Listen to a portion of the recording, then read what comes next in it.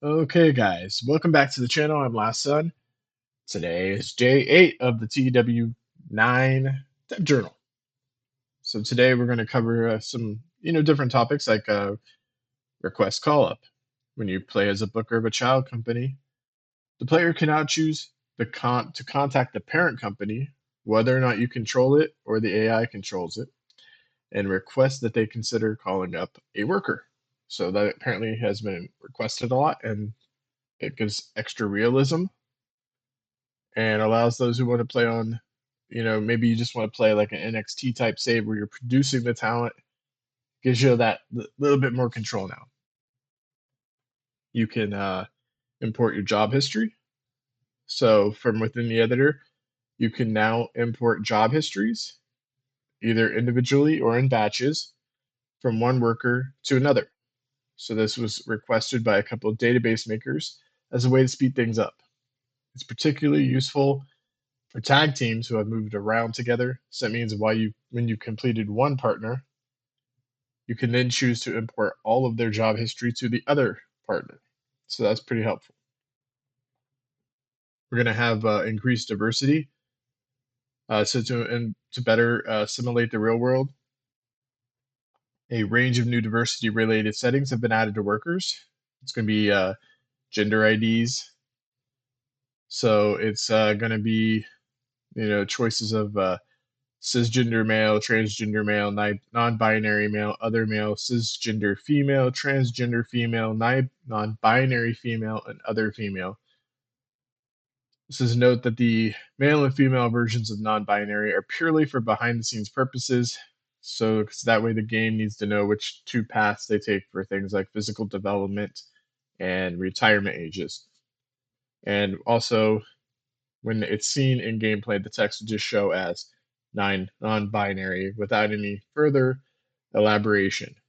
Um, the other terminology is designed as a catch-all for any definition that doesn't fit into any other category.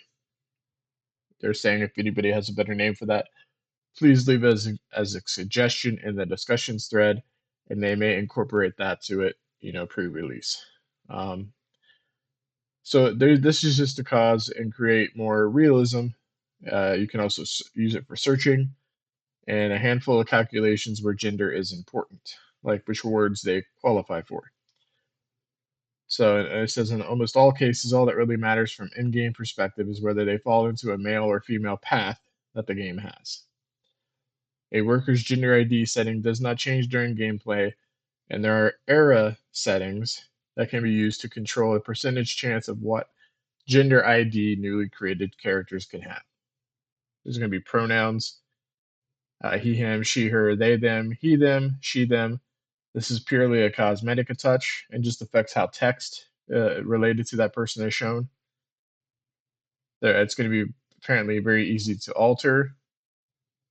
So if there's further categories that people are particularly wanting, it's something they can easily patch in. They're going to have different sexuality. These are just basically primary for relationship calculating purposes, but some products may use this data. For example, LGBTQ plus friendly products may explicitly look for the sexuality of the worker when they're choosing who to hire. The converter will automatically assign cisgender male, he, him, cisgender female, she, her settings based on the gender the worker had in TEW 2020. So in a vast majority of cases, database makers will not have to do any extra work to incorporate these changes. We have men and women's divisions. So the way women's divisions used to work has been expanded, providing the same set of options, but for the inverse. So women's wrestling companies that do have men's divisions within them. Additionally, there is now a tiny size that can be applied, something that was requested. Gender competition. So each worker now has a competes versus setting that can be any men's only, women's only, primary men's, or primary women's. Additionally, each contract now has a competes in setting that is either unassigned, men's, women's, or unrestricted. The contract setting can't contradict the worker's overall setting, but doesn't have to permanently be on a single choice. For example, you might set a female wrestler to primary women's division and have her contract set to be in the women's division, but then move her to the men's division for a one off match or a specific storyline. These two settings work in conjunction with a company's men and women's division settings so the game knows who to hire, who they're competing against, etc. That means you can pretty much simulate any real world scenario and have quite a bit of flexibility to move people around.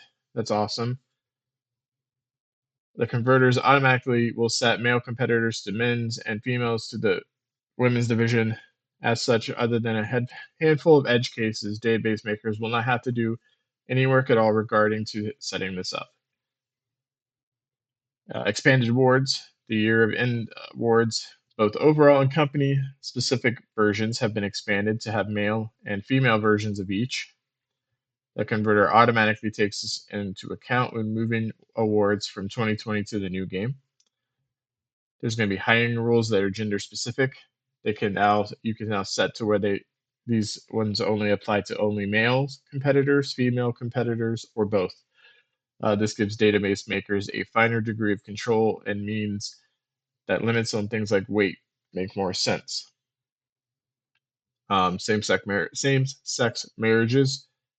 This is for realism purposes. Same-sex marriages cannot happen during gameplay prior to the data when they became legal based on the area in question.